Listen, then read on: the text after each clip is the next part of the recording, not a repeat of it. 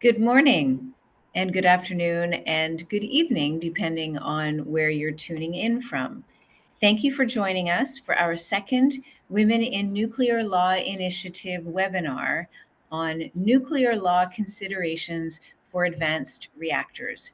We have over 80 people from around the world who have registered to participate in this event.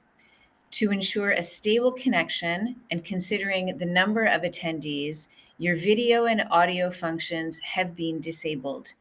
You can still actively participate in the discussion by expressing your views, sending us your comments, and asking questions via the Q&A feature.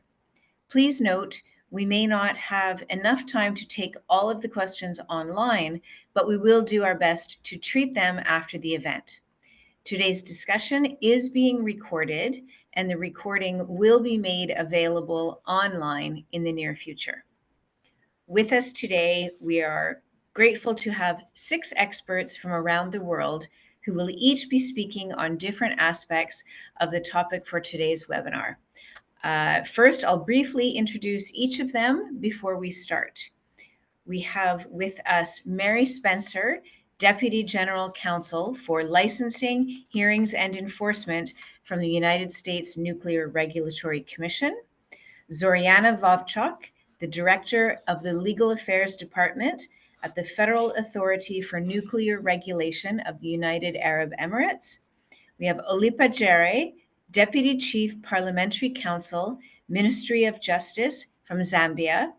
We have Beata Sparazinka, Counselor, Nuclear Energy Department, the Ministry of Industry of Poland. We have Else Reiners Keeney, a partner from MV Keeney and Company, India. And we have Kristen Weiss, an associate from Assmann Pfeiffer Rechtsanwälte Partnerschaft, Germany. Thank you all so much for taking the time to be with us here today. And without further ado, I will turn the floor to our first speaker, Ms. Mary Spencer. Mary, the floor is yours.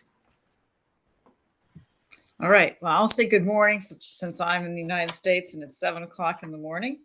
And I would say that I might be a better presenter if it was at 1 o'clock in the afternoon, but I will do my best this morning. So my presentation is asked to speak about adapting a prescriptive regulatory framework for new technologies. So next slide, please.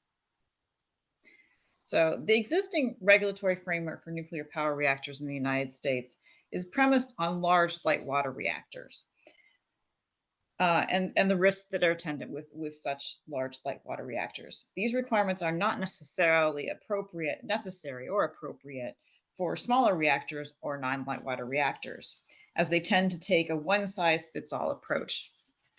Next slide, please. So, driven by the need for clean energy data centers, interest is now in small modular reactors and microreactors.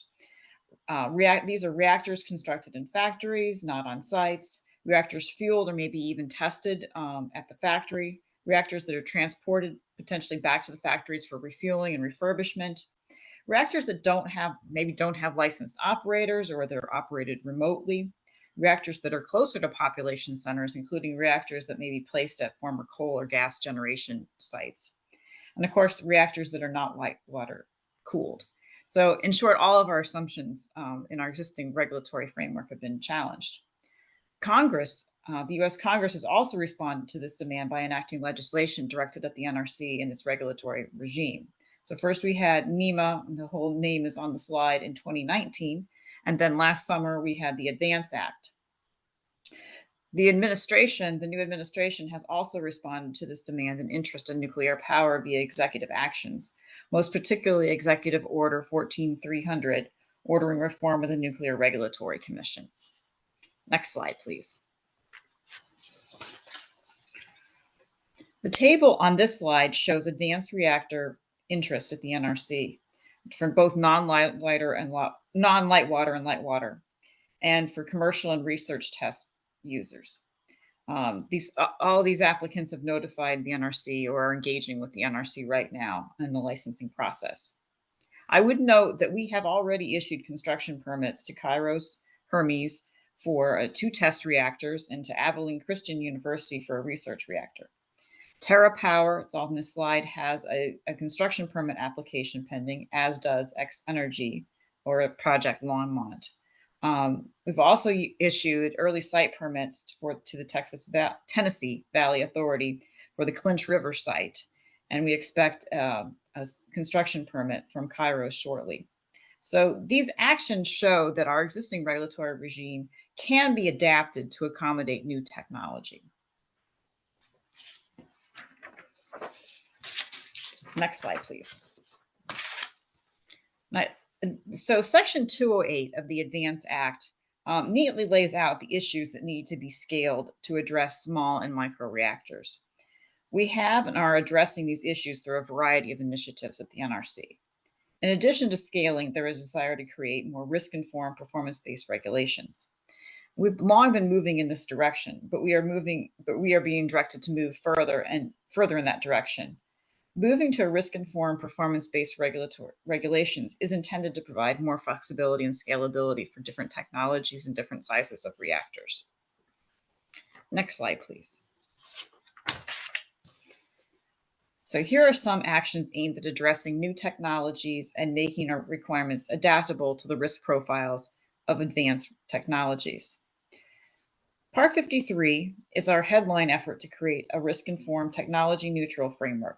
This effort started following the passage of NEMA in 2019. A key challenge of this effort is trying to make it adaptable to all sizes of reactors. Next bullet is something that we've actually done, is a final rule on emergency preparedness for SMRs and other new technologies. This rule revised EP emergency planning requirements that were premised on large water reactors to create an alternative emergency preparedness framework that is performance-based, technology-inclusive, risk-informed, and consequence-oriented. In other words, it provides an alternative to the existing one-size-fits-all approach. Another action is a rulemaking on alternative physical security requirements for advanced reactors that would adapt our one-size-fits-all physical security requirements for small modular reactors. It would establish a voluntary alternative to our existing requirements, commensurate with the potential consequences to public health and safety and the common defense and security. So we think this rulemaking would provide clarity and consistency and minimize or eliminate uncertainty for advanced reactors applying. Then we recently launched, in response to the Executive Order 14300, a microreactor rulemaking. This rulemaking is intended to answer the directive in the Executive Order, requiring us to establish a process for high-volume licensing of microreactors and modular reactors, including by allowing standardized applications and approvals, and by considering to what extent such reactors or components thereof should be regulated through a general license. So this is expected to be a very fast-paced rulemaking. I will note it's a little bit of a divergence, but we are also working on a rulemaking for fusion machines. Fusion machines is the term that's used in our legislation. And this would apply a materials licensing approach, not a utilization or production facility approach, to licensing the radioactive materials used or created by a fusion machine. So we wouldn't be regulating the device, we would be regulating the radioactive material used in it or produced by it. Next slide, please.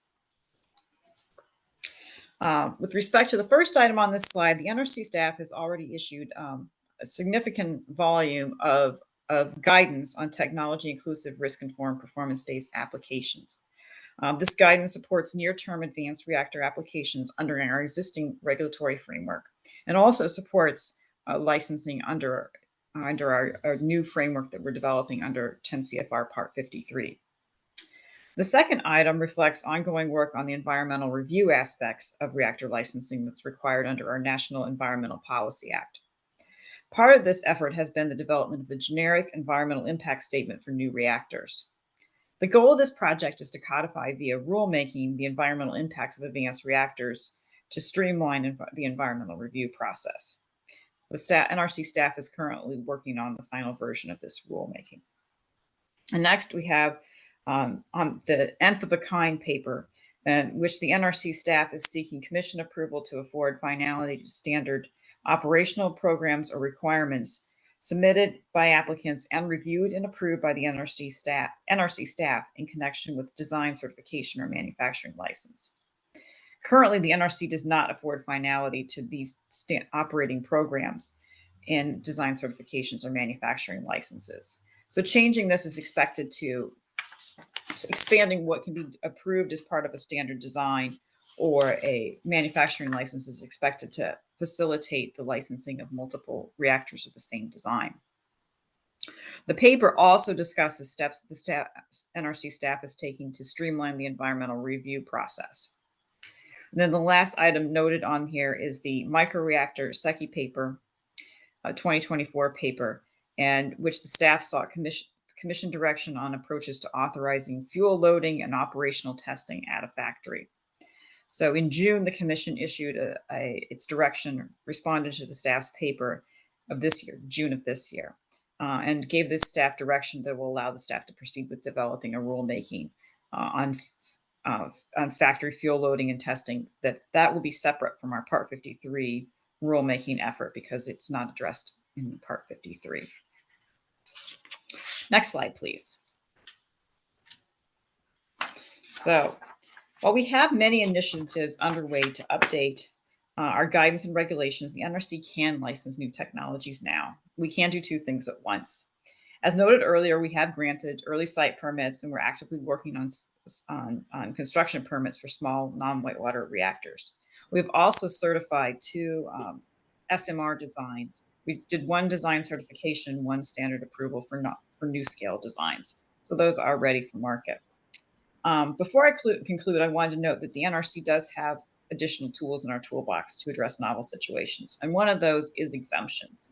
And we can grant exemptions when it's authorized by law, which means not contrary to express legal requirements, and will not present an undue risk to public health and safety, and is consistent with the common defense and security when special circumstances are present. So this provides flexibility, but not any reduction in not less safety. So while we have a prescriptive regime, we are moving towards a more performance-based, technology-neutral, and scalable approach. There is a push and a pull between being prescriptive and being performance-based. When you're prescriptive, everyone knows what's expected. When it's performance-based, the requirements may be less clear. So balance is needed between prescriptive norms that can be relied upon and providing flexibility for innovation and advancement. So we're working to adapt our regulatory requirement, and we're well on our way. Thank you. Thank you very much, Mary. Sounds like lots going on. Yes, a lot's going on. Yes. And now I will give the floor to Dr. Zoriana Vovchok. Zoriana, over to you. Thank you, Lisa. Thank you for this introduction. And it's my pleasure to speak about the UAE's legal and regulatory framework and how it is evolving to support a future with the SMRs and advanced nuclear technologies. So the legislation that we have in place that was issued in 2009, we can consider as being forward-looking legislation. This is in the consideration of the definition of the nuclear reactor that we have in the law, which is rather broad, and it defines it as the device with the nuclear fuel, which is used to control nuclear fission reactions. And the definition includes research reactors and power reactors, and is sufficiently broad to include SMRs or advanced nuclear reactor designs. However, as we can notice, it is limited to nuclear fission reactions. And as concerns advanced reactors, it would cover only those that are fission-based reactors. Inclusion of other types of technologies, such as fusion, of course, will require an amendment of this law. And at the same time, other law that we have, primary legislation, it concerns the civil liability for nuclear damage, is also limited to fission-based nuclear reactors. I'm sorry, I didn't mention these slides to be moved to the next slide. Yeah, thank you. So the same is also in the Vienna Convention civil liability for nuclear damage, to which the UAE is the party, the 1997 version. So in order to accommodate such SMRs, the UAE also doesn't need to change the policy for the evaluation and potential development of peaceful nuclear energy, which was issued in 2008. We can consider that policy also as being forward-looking because it mentions the support of the UAE government for the development of future technologies and designs. The policy states that the UAE will be favoring proliferation-resistant technologies and designs, and adds that high importance will be placed on innovative reactors and fuel cycle technologies that exhibit enhanced proliferation resistance. And the UAE would proactively support the development of such technologies.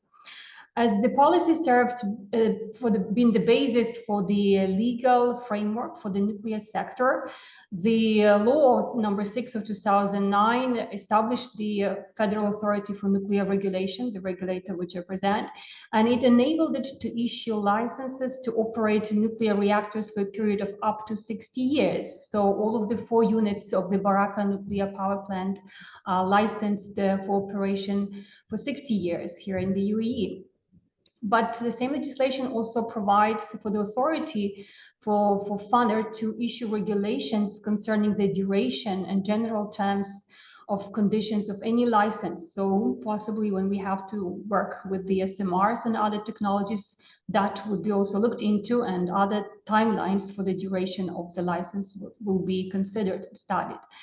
Also, the same legislation allows funder to grant exemptions within the limits of international obligations and agreements for facilities and activities that do not represent a substantial threat. The legislation also gives the authority for funder to be exclusively responsible for issuing licenses to practice any of the regulated activities that are covered in the law, and those concern the nuclear facilities, but also the legislation enables the regulator through its regulations to designate other types of regulated activities. So the legislation allows funder to issue numerous regulations, which is one of the prerogatives that allowed this nuclear program and legal and regulatory framework to develop fast. Next slide, please. So to date, funder issued 24 regulations establishing binding requirements for regulated community, and those are mainly performance-based. Funder reviews its regulations every 5 years, or it may be necessary, and so far we haven't done yet full analysis of the readiness of the regulatory framework for the SMRs. Next slide. However, in 2024, last year, through the revision of Regulation 8 on physical protection of nuclear material and nuclear facilities, funder included a definition of advanced nuclear technologies and Article 29 dedicated to the same subject. So in order to come up with a definition, we studied the approach used by other regulators, and those are briefly indicated. The logos of those are on this slide. So as per the regulation, the advanced nuclear technologies include a wide range of innovative nuclear technologies, including SMRs, advanced modular reactors, which may vary depending on their size, scalability, location, modularity, application, fuel types, cooling medium, remote operability, and so on. We haven't defined the SMRs per se, nor the advanced modular reactors, but the effort that was put forward with this revised regulation was to introduce the early engagement of the regulator into the work with those who are planning to deploy the advanced technologies in the UAE.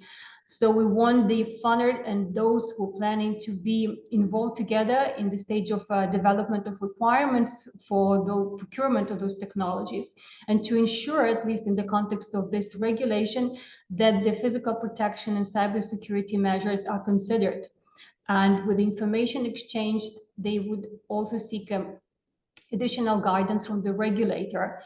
On the basis of this engagement, the regulator will determine whether the license is required and will enhance its regulatory licensing requirements. On the other side, even if a regulatory framework is not there yet, the specific requirements can be put forward in the form of license conditions in the license itself, and this has been the approach already put in place by the UAE for the licensing of the current nuclear power program. So further, in case a license is required, the requirements of this current regulation 8 will be applied in a graded manner that will be determined by the authority on the case-by-case basis.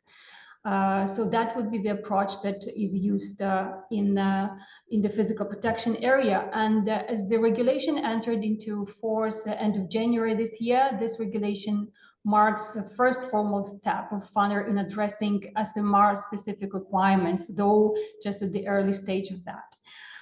Next slide. Next slide, please. Yeah. Upcoming regulatory milestones include plans for new regulations. So we do have regulations master plan that covers the period from 2025 through 2029, which is approved by our Board of Management. And we do put into considerations plans for regulation on advanced nuclear technologies, which we plan to have finalized and issued in 2028.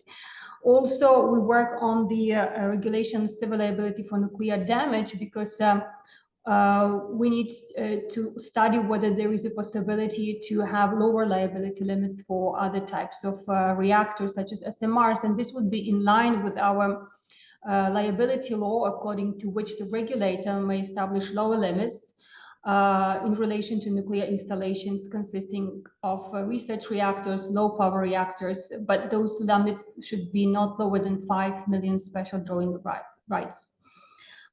Next slide. Besides the aforementioned legislation providing for specific mandate for FUNER, the nuclear regulator, there is another piece of primary legislation in the UAE. It's the Federal Law by Decree number 25 of 2018 on the projects of future nature.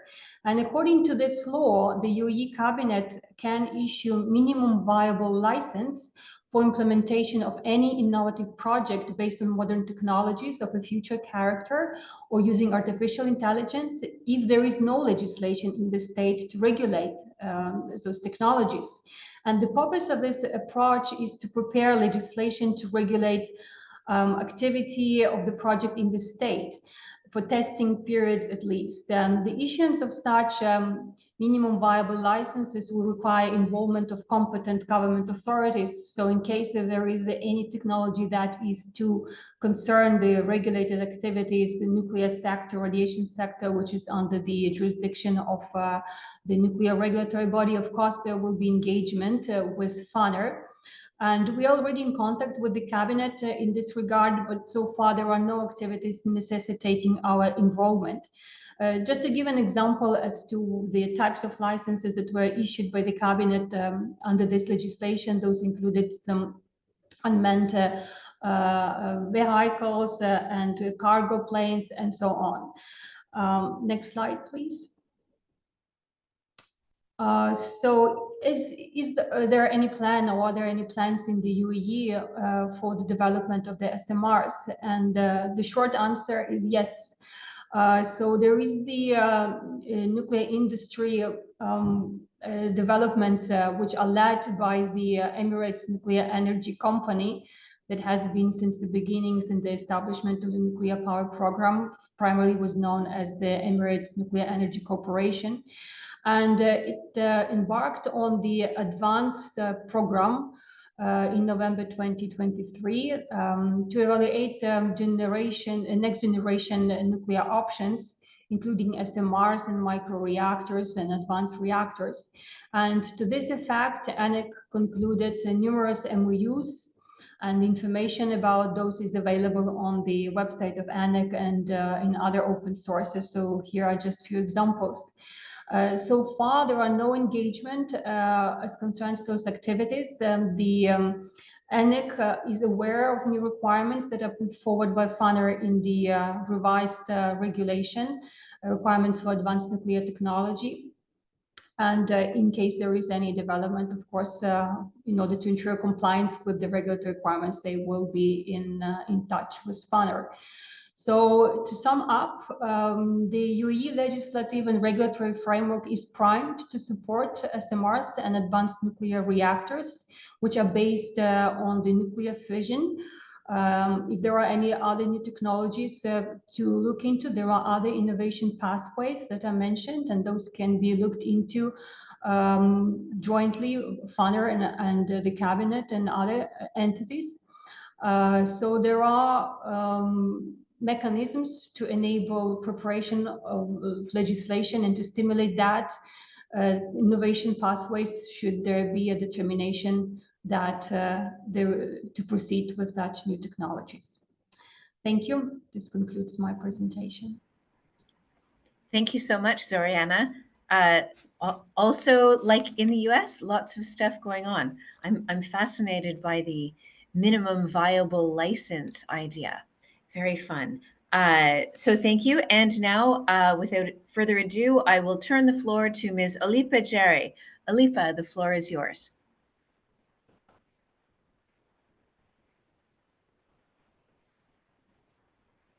Alipa? Yes, thank you so much.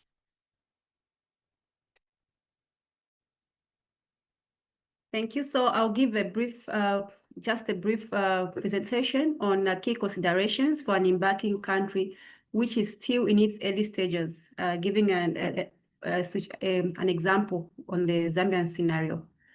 Next stage, please. Next slide.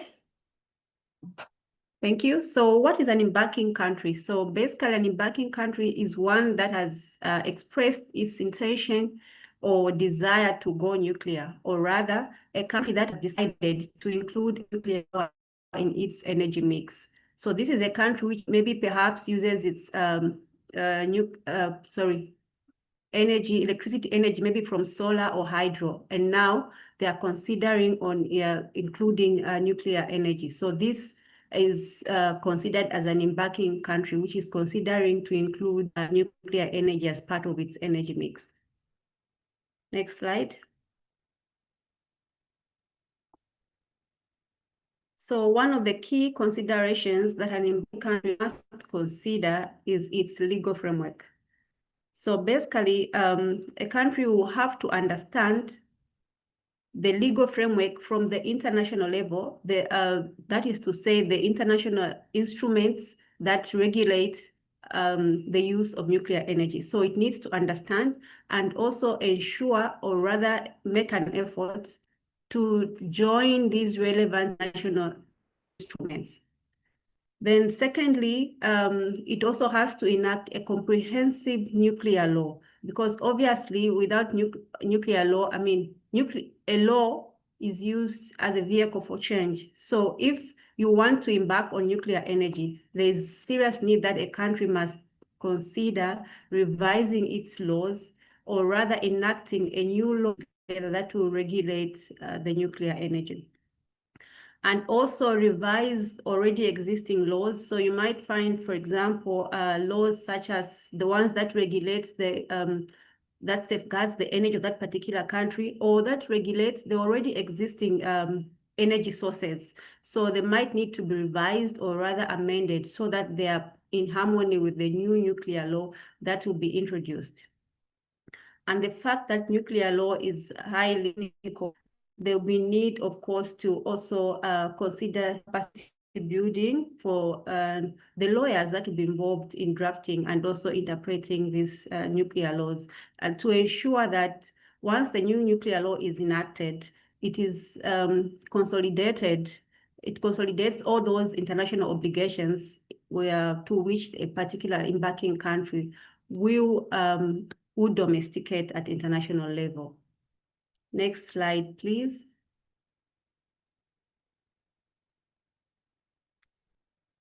So then the other aspect that an embarking country will have to consider is capacity building.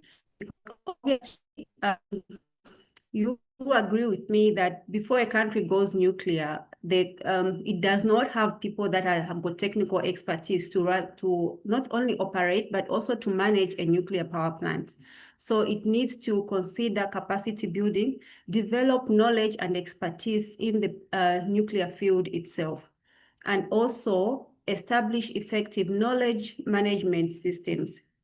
Here, also what a country needs to consider is that there will be people that will be, they could be retiring or changing from one industry to another. So a country will have to ensure that the knowledge that it will build, the expertise it will build, it is well managed. So it needs to develop a comprehensive knowledge management system to help retain the knowledge next generation.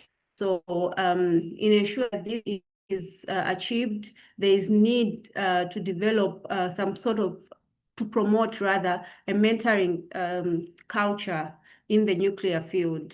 So this would not just mentoring in the technical aspect, but also in the governance structure. An embarking country will also have to invest heavily in advanced research and development to meet the new evolving challenges that comes with the nuclear energy sector. Thank you. Next slide, please.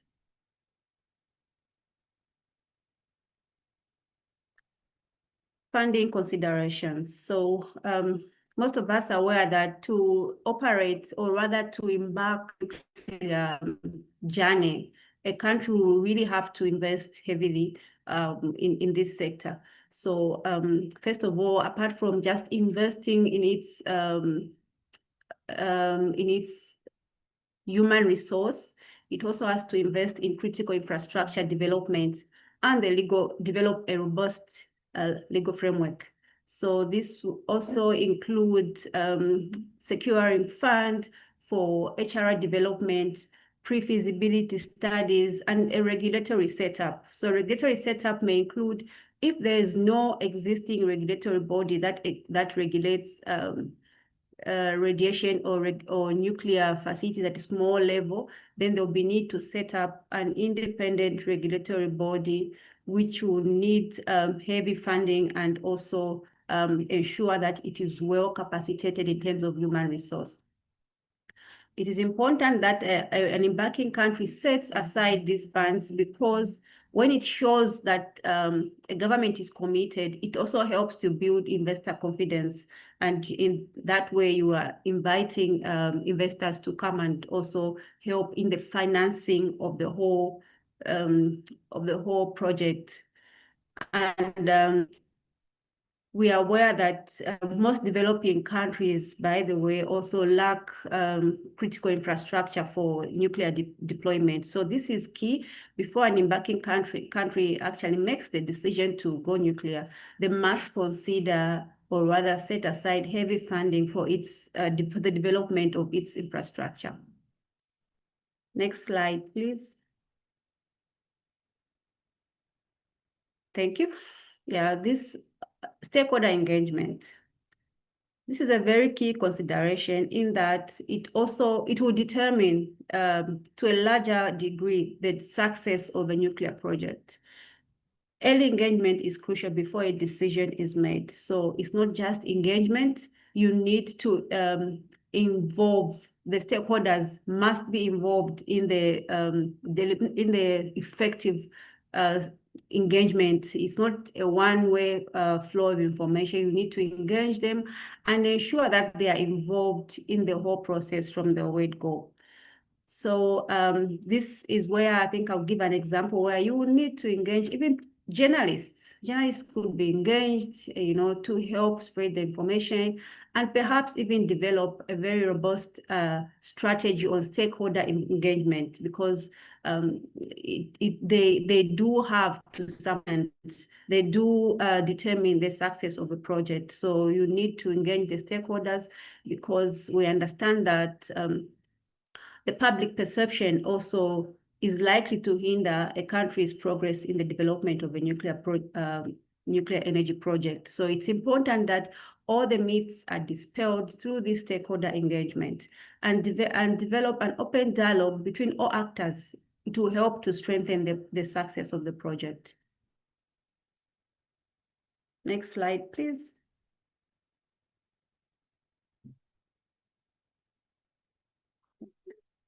So for most developing nations, for example, even Zambia itself, there are a lot of competing other competing national needs like education, health,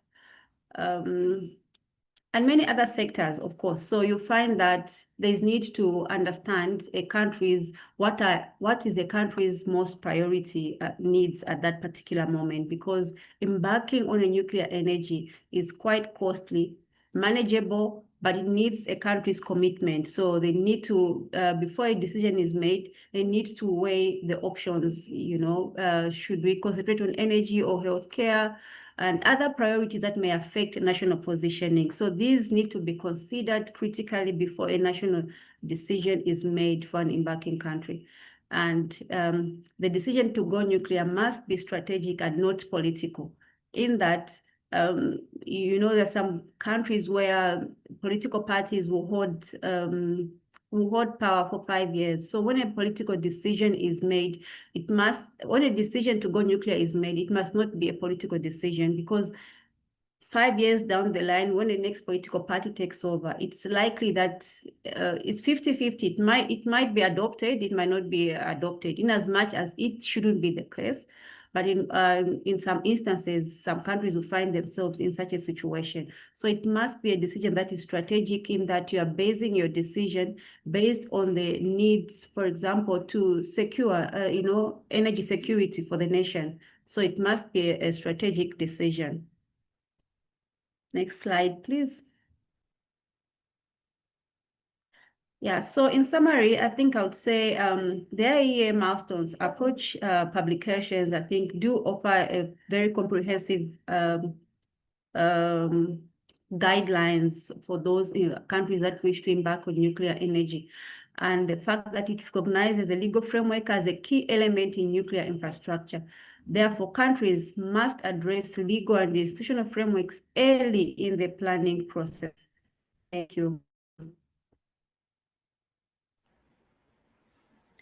Thank you so much for your attention. That was great. Thank you so much. I will now give the floor to Ms. Beata Sparadzinka. Beata, over to you. Okay, so if we've temporarily lost Beata, perhaps we should move on to Else, should we? And we'll hopefully come back to Beata. So I will move on to Ms. Else Reyners-Keeney. Else, if you're ready, please go ahead. Yes. Happy to jump in. Yes. And yeah, I'll also wait for the next slide. And I just start by a little, you can go to the next slide, yeah. The chart of India and its 25 nuclear power plants. And I just find it captures a lot. It indicates, so 25 nuclear power plants, yet only 8,780 megawatt as on date. So it immediately tells you, I find it captures very well the history of India, which since its independence in 1947 has always had a nuclear program. So it's not a newcomer country in that sense. It may have been a slow moving country, but what it tells you is that the initial designs, they're about 14 of its nuclear power plants out of 220 megawatt. So these are small modular reactors. These were their initial designs. And so for the longest time, when you were talking in India recently, and you were asking people in the nuclear energy sector about SMRs, it's something they dismissed, because for the longest time, they were really aiming, so their standard pressurized heavy water reactor as on date is about 700 megawatt. That's their standard model. And they're looking at collaborations, light water reactors of 1,000 megawatt. And given the need in India, the mindset was not of going back to SMRs, because they've seen it as a historical growth from a small indigenous technology to finally achieving these larger megawatt nuclear power plants. And of course, but I'll come to it, there's a recent change. They see the value in it, their collaboration opportunities, but still a long way to go. So I just thought I'd highlight this from the outset, because it explains also a little bit maybe the view that you may still find when interacting with some of the people in the nuclear sector here about SMRs. But let me go to the next slide. So interestingly enough, India, I'll not go into too much detail given the constraint of time, but at least what we've seen for the first time is that we did have official references to small modular reactors. It's called the Bharat small reactor. Bharat means India in Hindi, for the first time in the recent budget. So that was interesting for all of us to note. Funds are being allocated to it, and they give a target, whether realistic or not, but at least to come up with 5 Indian-designed SMRs by 2033. And the budget also referred to a rather ambitious target of 100 gigawatts of nuclear energy by 2047. That sounds ambitious given my previous slide, and knowing that these 8,800 megawatt as on date still represent less than 3% of India's energy mix. So sure enough, people like the idea of it. There's a lot of know-how, technology, long history, but questions are being raised, of course, how India would achieve these goals. But maybe, and I've not included it in my slide, but I think it may be a good moment to also refer, and then maybe also to what Mary Spencer were referring to very recently, that is end of March 2025, the Department of Energy in the US gave what they refer to as a 10 CFR 810 regulation approval to Holtec to export some of its SMR technology, allowing also manufacturing and collaboration with Indian companies, the Tata Consulting Engineering Company and Larsen and Toubro. And that, of course, is a very important development, and I thought I'd flag it here. To be continued, of course, these are recent developments. But more importantly, most of you, but maybe for the benefit of course, all the people listening in, are aware of India's unique history, its long history of isolation. And what is interesting at this juncture is that there's also been explicit reference in this year's budget that the Civil Liability for Nuclear Damages Act, as well as the Atomic Energy Act, would be amended. Something, again, that many of us lawyers for the longest time thought would be impossible. That has been a demand for many, many years. And I'll just clarify so that the monsoon, the parliamentary session, will start here 2 weeks from now. And so the question is, we've been interacting with people at the Atomic Energy Regulatory Board in this sector. So it will either be tabled in the monsoon session now, so I hope there's a follow-up webinar, or in the winter session that is end of November. And I'll move to the next slide. This is important, and I just thought maybe I'll not cover all my slides, but I think India has a bit of three-phased history, right? One of isolation. It has always had a nuclear technology and a nuclear plan, mission, vision in place. Then, as many of you know, did opt to go for a peaceful nuclear explosion. We've seen the response of the nuclear suppliers group. I'll not go into too much detail, but as a result, for the longest time, India was really isolated from any nuclear trade. And it is only, again, without going into too much detail, that once the NSG waiver was obtained in 2008, that we saw a different era finally, foreign collaborations being made possible. Preconditional was, of course, that India also adopted a new legislation which was not in place before. So tort law used to apply before, just like in some of these newcomer countries. So the Civil Liability for Nuclear Damage Act was adopted in 2010. Accompanying rules, even an Indian nuclear insurance pool mechanism was set up soon after. India also ratified and ultimately it entered into force the conventional supplementary compensation. But as many as you know, the CLMD Act was not phrased completely in tune with standard language from the CFC, or what was global practice. So as a result, despite this enthusiasm in terms of finally having the opportunity to embark in this international nuclear trade, there has been a dampening effect, precisely because the law was drafted in such a manner that it didn't give enough confidence to foreign players to come forward in the Indian market. And for the longest time, even in parliamentary debates, for the longest time, the calculation was that, sure enough, the Indian market is interesting enough that despite our legislation, companies will come forward and invest. And that has not been the case. So very interesting. So there's been 15 years of actually this law being in place, and yet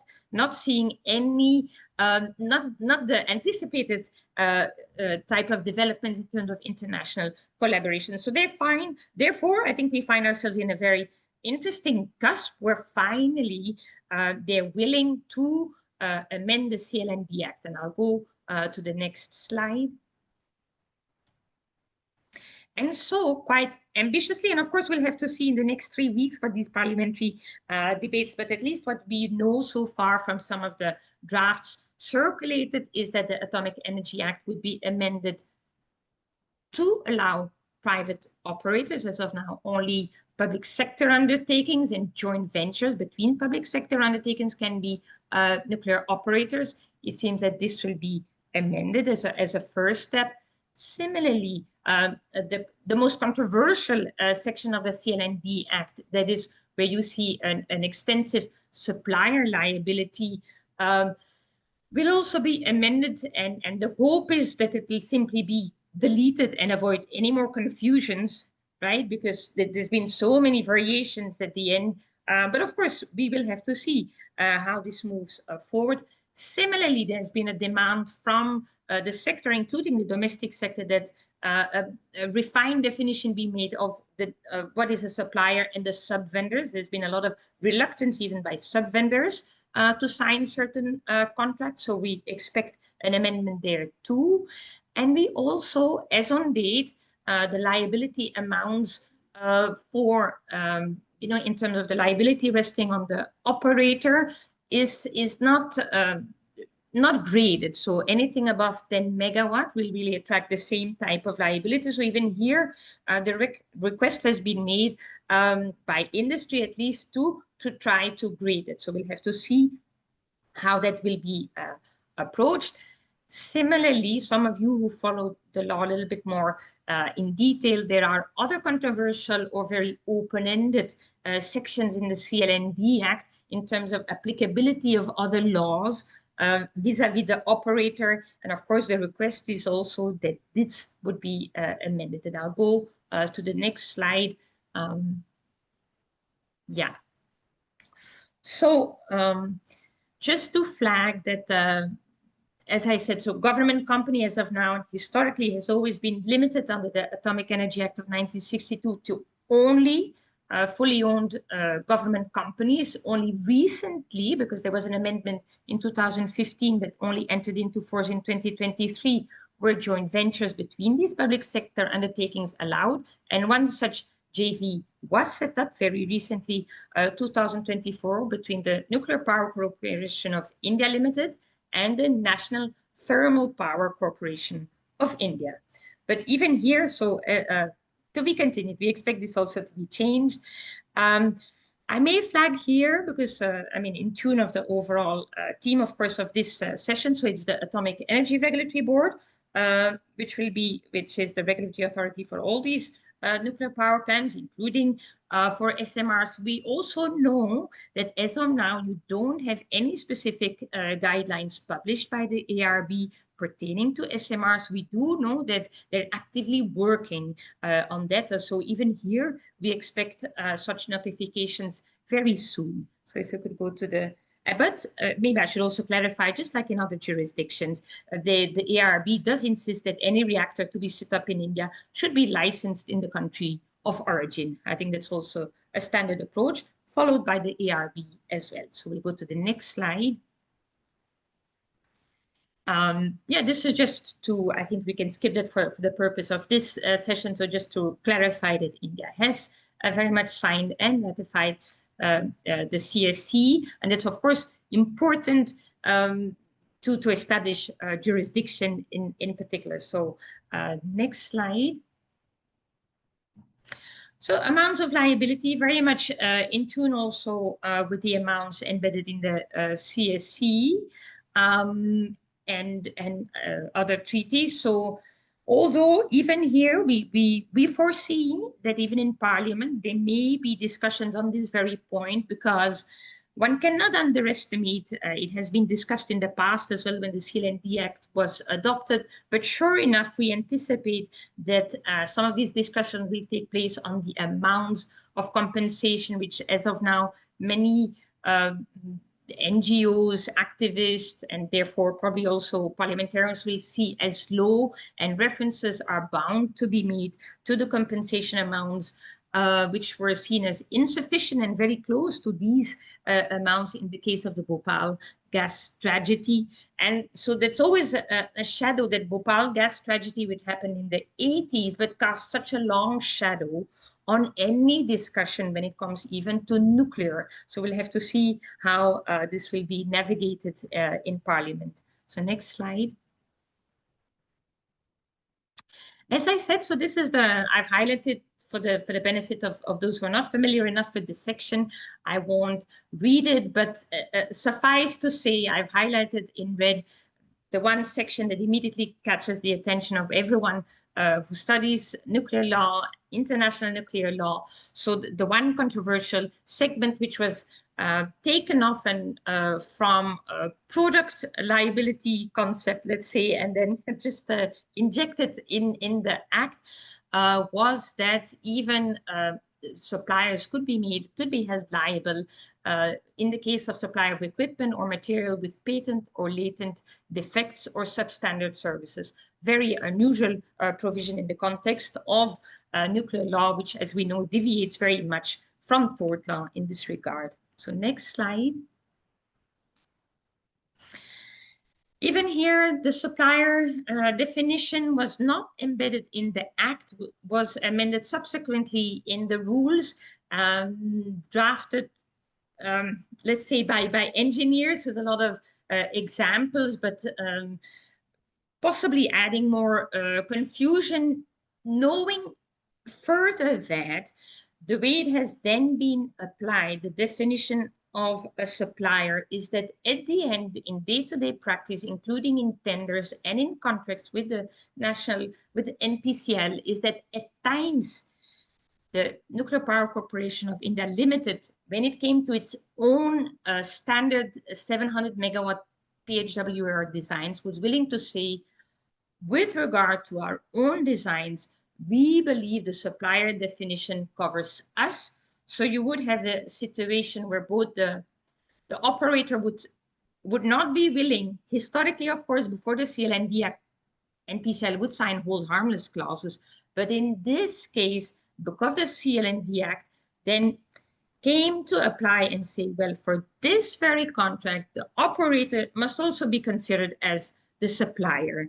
And so sure enough, all these interpretations and practical application do catch the attention of all the international lawyers, because it's a slightly unusual approach. So we assume that even here, there will be further clarity shedded once we have these amendments in place. So we can go to the next slide.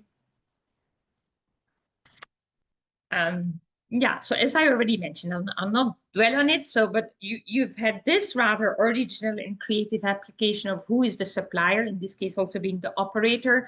But many sub-vendors were never at ease, because at the end of the day, your supplier definition is not in your main act, is in the regulations. You have all these creative applications, and sub-vendors, sure enough, have been asking for years, this should be defined very clearly. At least we should be excluded as sub-vendors in a definition in the main act. So we assume that that will also be addressed. Next slide. And as you know, I think there's been attempts over the years by the Ministry of External Affairs to try to shed clarity to this section, this controversial section, by saying, as much as Section 17B gives the right to a right of recourse by the operator to the supplier, of course, it was phrased such that it merely gives the right, but everyone understood when it came to the operator, in this case NPCL, a public sector undertaking, that there would not be too much discretion, so to speak, because there would otherwise questions being raised on, let's put it, the discretion applied, the ethics involved, if NPCL would decide not to pursue its right of recourse. Right, so of course that again would change in the event that you have a private operator, which would not have these same public concerns, but sure enough, it was understood that the right of recourse would have to be relied on by the Nuclear Power Corporation of India. We'll see a little bit further in the next slide how, maybe I'll just go straight because I'm not sure how much time I have. So we can go to the next slide. At the end, so this is another section that we anticipate will be amended as well, where indeed some of the other laws are made applicable to the operator as well. But I think that the point I want to make before wrapping up is that all, if we go to the next slide, so given the ambiguity of the fact that the discretion given to the operator to exercise its right of recourse, which it was understood it would have to be, otherwise valid questions could be raised on its decision not to do so. Interestingly, it is via the nuclear insurance pool mechanism that a solution was tried to be offered. In this sense, another, let's say, rather creative approach in India that we found is that the Indian Nuclear Insurance Pool, set up in 2015, would issue a floater policy to NPCL for all its nuclear power plants, and then depending would keep adding. At the same time, and of course it was understood NPCL was obligated to take this insurance. Suppliers are not necessarily obligated to take such an insurance, but INIP would be offering such an insurance to the supplier as well. And if we can go to the following slide. So what INIP then suggested is that would be subrogated in the rights of the operator to those suppliers where it was highly recommended that they would also take such insurance from INIP.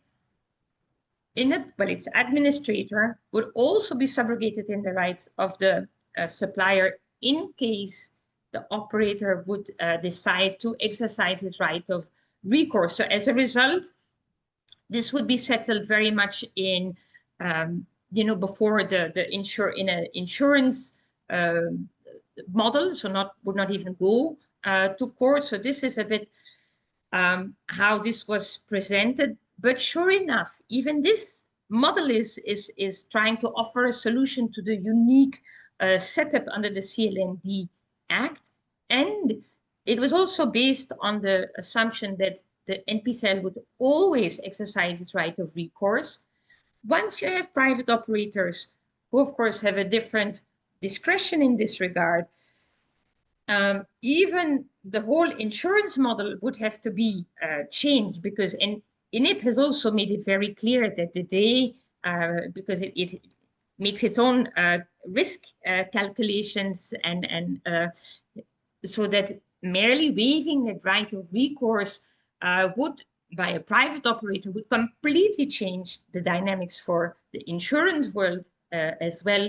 And so even this structure that has been put in place, we foresee will have to be changed, not amended, because it's of course just a model put forward by the market as such, but would have to be tailored and probably realigned with what we find abroad as well.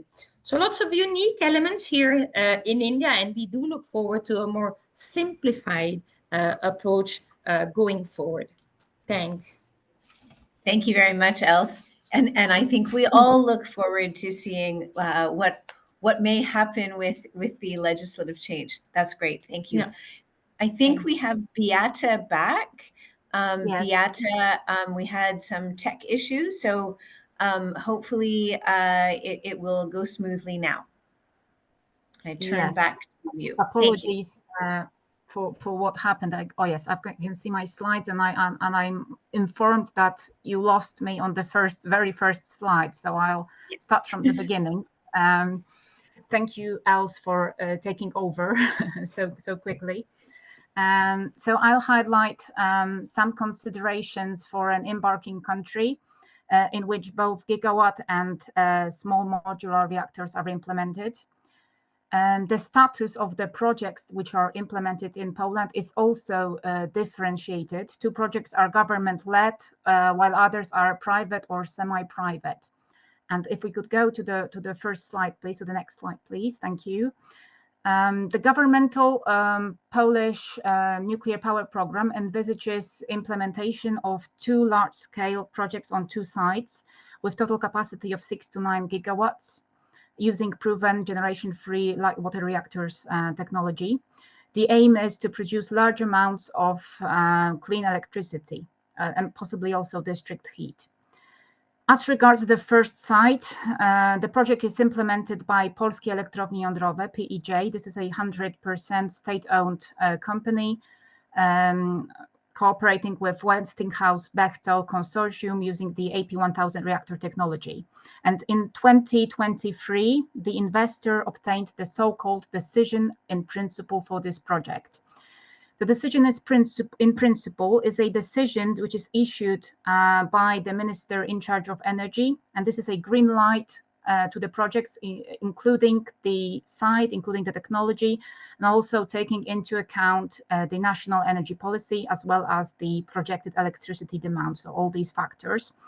And it's the first decision which is obtained in the investment process. It allows the investor to apply for subsequent administrative decisions, such as the location decision or construction permit.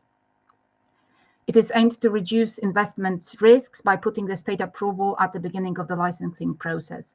And this is especially important for non-governmental projects, including the SMR projects, which are developed outside the governmental program. So in 2023 and 2024, 4 investors received decisions in principle outside the governmental program. One of them, and you can see it in the middle, is another large-scale project. It is business-driven project, however, with the involvement of state-controlled Polish energy group. So it's a mixed situation here. And decision in principles were also issued to 3 SMR investors, out of which the most advanced projects are those which are developed by Orlen Synthos Green Energy using GE Hitachi BW-RX technology. It is worth noting here again that the situation is is somehow mixed, because Orlen is also a state-controlled company. However, the project is business-driven and it is implemented outside the governmental program. So next slide, please. So thank you. The Polish nuclear power program is implemented by the Minister of Industry, who is the NEPIO, and the minister issues decisions in principle also to private investors, so outside the program. The program is currently updated. However, despite the parallel investments, including the SMR investments, the program will, even after the update, it will still cover only large-scale government-led investments. So all the other investments will still be outside the program. However, we also envisage to adopt a SMR roadmap, which will may not govern, because it will be the sort of it will mention the parallel investments in SMRs that are undertaken. So we consider gigawatt projects and the SMR projects as complementary in the Polish situations. SMRs will have a different role to play in the Polish power sector. They will be usually built for specific applications, mainly to cover companies' own energy needs. And these private and semi-private initiatives, we hope, will mobilize private capital and help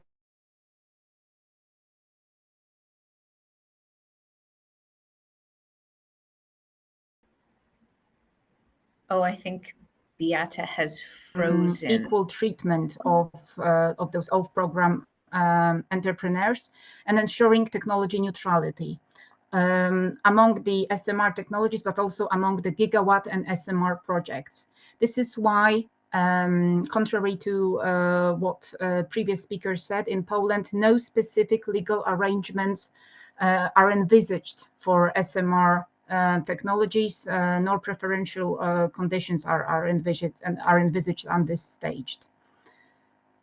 The framework, the current legislative framework, is considered at this stage flexible enough to accommodate both gigawatt and SMR technologies, and also the AMR technologies which are developed. And next slide, please. Thank you. So electricity demand forecasts in Poland indicate a significant increase over the coming decades. So feasibility analysis of building additional nuclear power plants will continue. It may be necessary to consider locations which are not addressed, which have not been addressed in the previous versions of the governmental program. However, existing criteria will be used here, such as the aim to replace coal capacity, which will be phased out, as well as ensuring power system flexibility. The implementation of program projects may not be possible without some forms of state support. We recognize that. This support may be provided to an extent allowed by the state of public finances, and after a transparent assessment of each project. What will be assessed is the project's credibility, maturity, its impact on economy, and it will be done in a way to ensure equal treatment of all investors. Furthermore, the participation of non-governmental investors in the costs of maintaining the broadly defined nuclear energy infrastructure will be anticipated, but we don't have the details yet. But this is this will be further analyzed. Next slide, please. Thank you. So as regards the regulatory body, regulators currently face a similar challenge of keeping up with emerging SMR technologies. So to this end, a special unit for SMR pre-licensing activities was established within the Polish regulator. Its main tasks include the assessment of applications for the general opinion. I'll say in a minute what the general opinion is. Another task is creating guidelines, and also this unit participates in international SMR initiatives. However, it is important to underline that for the regulator, it does not matter whether the technology is large or small. Every assessment must be conducted in the same prescribed manner for the time being. And next slide, please. I'll talk about legal arrangements to streamline the investment process for nuclear power plants. Legislation provides for a number of changes to various national laws which are applicable to nuclear power plant projects. As previously mentioned, in view of the technology neutrality principle, no specific legal arrangements are envisaged at this stage for SMR technologies. Neither lowered third-party liability limits are envisaged or even allowed under the Atomic Law Act. The Atomic Law Act explicitly states that the liability amounts for nuclear installations are 300 million special drawing rights, and there are no exemptions from this amount. So it will, for the decision that has been taken for now, is that there will be no lowered limits for SMR AMR technologies. And here I'll just give you a few examples of legal arrangements which are aimed at facilitating the implementation of nuclear power projects. So we have the decision in principle that I've already mentioned, how it works. And there are also some pre-licensing instruments. These instruments are particularly interesting for SMR investors. So before applying for a license, the investor may apply for a general assessment of the plant organization and technical solutions. The assessment can include the draft versions of documents that will be submitted along with the license application. The general assessment, the general opinion is not a generic design assessment that is foreseen, for instance, under the UK law. This has a different aim, and it is not a mandatory opinion. So it's up to the investor whether he wants to apply for it or not. Furthermore, the investor may apply for preliminary assessment of the plant site. This is another element of the pre-licensing instruments. And there is also a possibility of parallel administrative proceedings to issue various licenses and permits. In such cases, the investor does not have to wait until license A is issued before applying for license B. And furthermore, there are all the mechanisms that facilitate conducting site surveys and environmental impact assessments, as well as administrative fast track to construct auxiliary infrastructure. And next slide, please. And this will be the final slide. These are just a few takeaways from what we've learned so far in the process. So first of all, the establishment of a team for the development of nuclear projects, which comprises all nuclear power investors, so both gigawatt investors and SMR investors. It turned out to be useful. It serves as a single point of contact. Therefore, it was a good decision to establish such a team. A challenge I would like to point to is when many nuclear projects are implemented at the same time, which is the Polish case. So there's a project of so-called cannibalization, we call it. It's not a nice name. However, it exists, and we'll have to deal with that in view of scarce human resources and regulatory resources. Also, what we see is the competition between gigawatt and small modular reactors projects. In Polish situation, we also deal with the nuclear coal competition, with the renewable nuclear competition. So there is all the time, there is this climate, let's say, of competing projects, competing technologies, and somehow you have to deal with it. You have to deal with this. And what should be avoided from what we've learned is public statements that could be made indicating that somehow large-scale technologies are not safe or are no longer economically viable. Such statements are difficult to avoid in view of competition between projects. However, it's important to recognize that they do not act to the benefit of the nuclear sector as a whole. And recognizing this problem, this is also one of the reasons that we stick to the technology neutral approach. This is also in order not to send a signal to the public that some technologies are less safe than others. So with this, I would conclude. Thank you very much for your attention. And thank you very much, Beata. That was great. I'm glad we got the tech working again. Yeah. Now I will turn it over to Kristen Weiss, who's going to speak to us about fusion. Over to you, Kristen. Thank you. Thank you, Lisa, for the introduction, and hello, everyone. In addition to my work as an energy lawyer, I'm conducting research as a PhD candidate on fusion regulation, particularly under German law. It seems surprising to hear a German voice here due to the phasing out decision regarding nuclear energy. However, and the presentation will show this is not a contradiction in terms of nuclear fusion.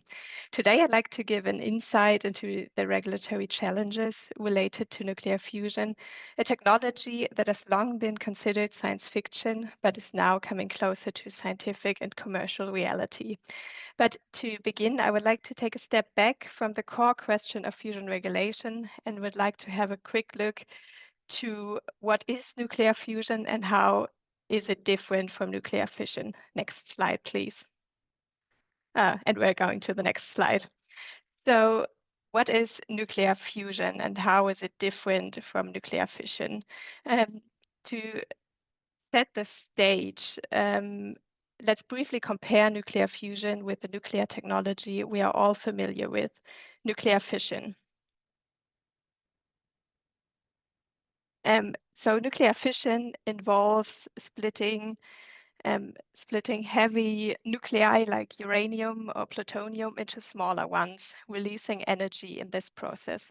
Next slide, please. Fusion, on the other hand, works by, in fact, fusing light nuclei, usually isotopes of hydrogen, such as deuterium and tritium, into a heavier nucleus, here in this example, helium. This reaction also releases a huge amount of energy. And this leads me to the next question. Next slide, please. Of the key advantages of nuclear fusion. Next slide, please. Nuclear fusion is inherently safe because fusion reactors, they require extremely high temperatures, about 150 million degrees Celsius, and pressure to occur. If these conditions are disrupted, for example, because a stopping of the fuel supply, the reaction simply stops. So therefore, there's not a risk of a runaway chain reaction. Another aspect that I would like to highlight is the aspect of radioactive waste. Fusion does generate some radioactive waste, mainly tritium and neutron-activated materials, but these are short-lived, decaying within decades or a few hundred years, unlike fission waste, which remains radioactive for tens of thousands of years. But as I mentioned at the beginning, fusion energy was long considered science fiction, which leads us to the following question. Next slide, please. Where do we stand in 2025? Next slide. You may have heard the joke that fusion is always 40 years away. The joke has been around since fusion research started in the 1950s. But the truth is, the fusion industry is making progress. Recent breakthroughs, for instance, the successful experiment at the National Ignition Facility in the US, where for the first time more energy was released out of the fusion reaction than was put into it, or the ongoing ITER project in France, or the many, many startups we see in the fusion industry around the world, have brought fusion closer to technical feasibility. Still, commercial fusion is not here yet, but the time to prepare legal framework is now, because once technology becomes scalable, we will need laws in place that support innovation while ensuring safety and public trust. And last but not least, the fusion industry, they need regulatory certainty that governs the construction and operation of prototype fusion facilities. Next slide, please. Against this backdrop, regulatory challenges arise, and the question on how this new technology, nuclear fusion, should be regulated needs to be answered. Next slide, please. The first question which needs to be addressed is if the existing fission frameworks can apply. Actually, this was the initial question for this presentation today on how fusion fits into traditional fission frameworks. And well, fusion is often grouped under the term of advanced nuclear, but it's fundamentally different from nuclear fission. It comes with distinct physics, safety profiles, and regulatory needs, and it deserves its own regulatory consideration. So as I'm a German-based lawyer and researcher, I want to take Germany and German law here as an example. Under German law, there are two existing legal frameworks that may regulate nuclear fusion. First is the Atomic Energy Act, and the second is the Radiation Protection Act. The Atomic Energy Act, as we call it, the German Atomgesetz, was created to address the specific risks of nuclear fission. For example, the risk of chain reactions, the use of nuclear fuel, high-level radioactive waste, etc. It must be stated that fusion, while involving radiation, does not pose these same core risks and does not use nuclear fuel in the legal sense of the Atomic Energy Act. So therefore, in Germany, most researchers and stakeholders agree that fusion should not fall under the Atomic Energy Act because 2 reasons. The act is focused on the use of nuclear fuel, especially uranium and plutonium, which are not used in fusion. And the act is designed for a technology, nuclear fission, with entirely different safety profiles and waste characteristics. But still, a fusion reactor, and I think everyone is clear on that, needs to be regulated, mainly because they contain radioactive material like tritium, and therefore shielding and containment is required. But instead of the Atomic Energy Act, under German law, the Radiation Protection Act is seen as a better match. It regulates radioactive substances and exposure regardless of the specific technology behind them. And that's precisely what fusion involves. Radioactivity in form of neutron activation and tritium handling, but no nuclear fuel, high-level radioactive waste, or the risk of a chain reaction. So in short, fusion involves radiation, yes, but not in a way that justifies regulation under traditional fission frameworks. So, which leads me to the next slide. Next slide, please. The 2 legal approaches for fusion regulation under German law. Yes, thank you. The first one is to adapt the existing frameworks.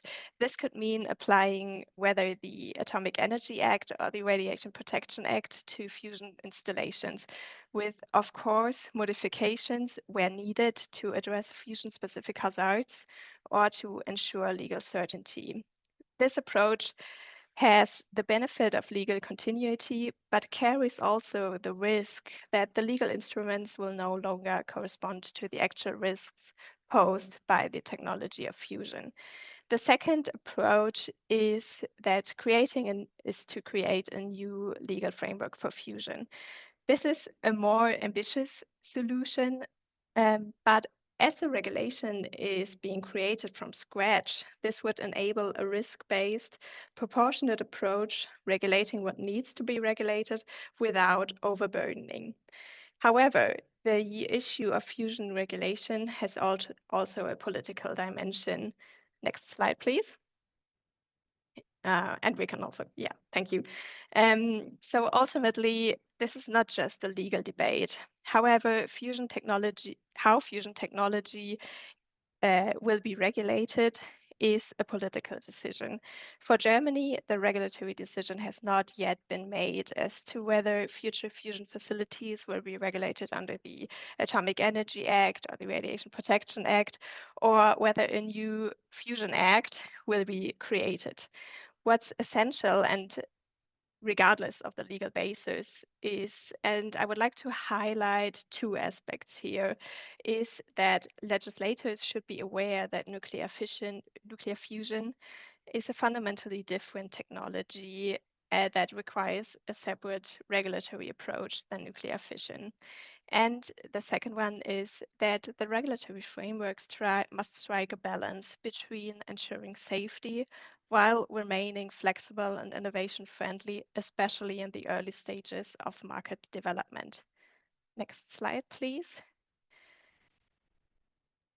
Next slide. Yeah, thank you. To wrap up,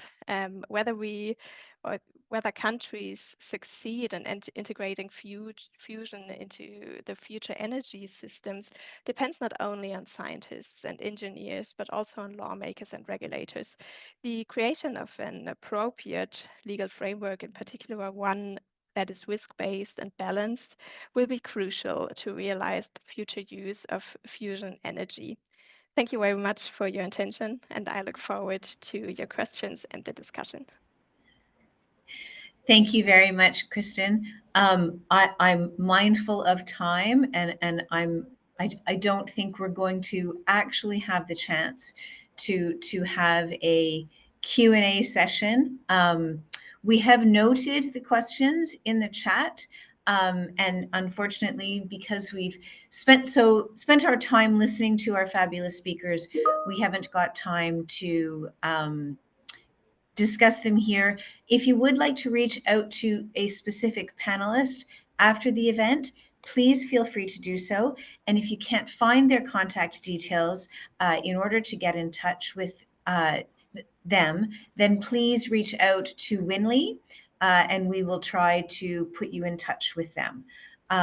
So I want to thank everyone. And before we sign off, I would like to give the floor over to the NEA's head of the Division of Nuclear Law, Kimberly Nick, so she can spend a couple minutes talking to us about the NEA's upcoming workshop, Bridging Law and Technology, International Workshop for the Deployment of Small Modular Reactors. And so I'll turn that over to you, Kimberly.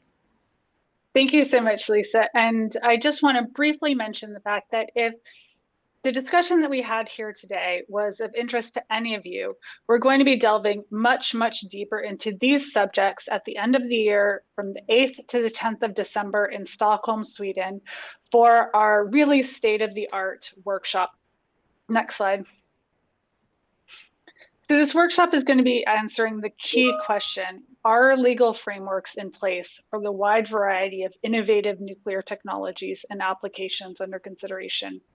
Here, we're going to try to bring together legal, technical, and policy experts from both the government and the private sector to discuss the unique legal challenges posed by advancements in small modular, transportable, marine, and Generation 4 reactors, and identify potential paths forward on challenges faced in these areas.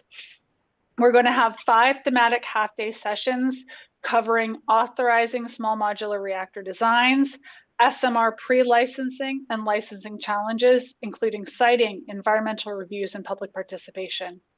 Factory manufacturing, mobile reactors, and transportation.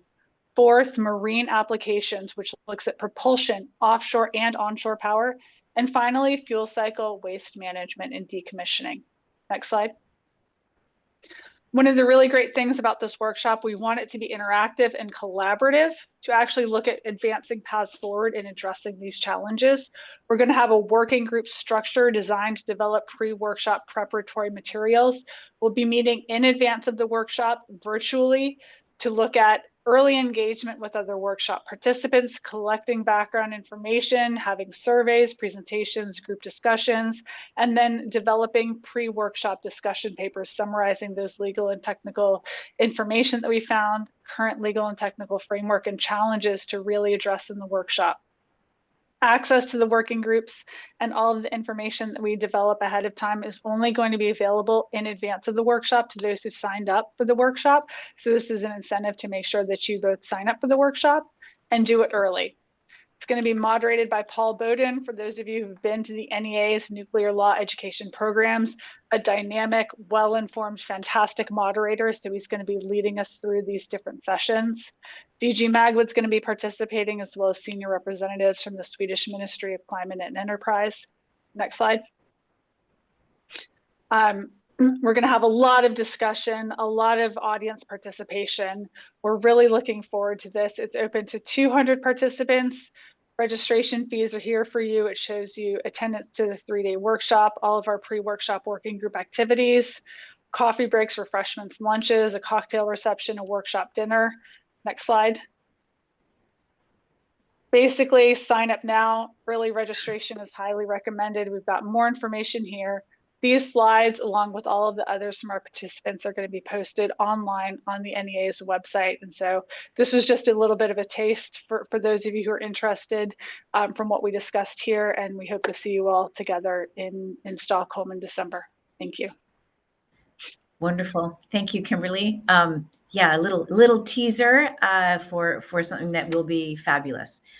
So I think we've come to the end. of our second Women in Nuclear Law Initiative webinar on nuclear law considerations for advanced reactors. Thank you to everyone who has joined in, and we hope to see you all again for our next webinar. So stay tuned, it will be announced soon. Thanks so much, everyone.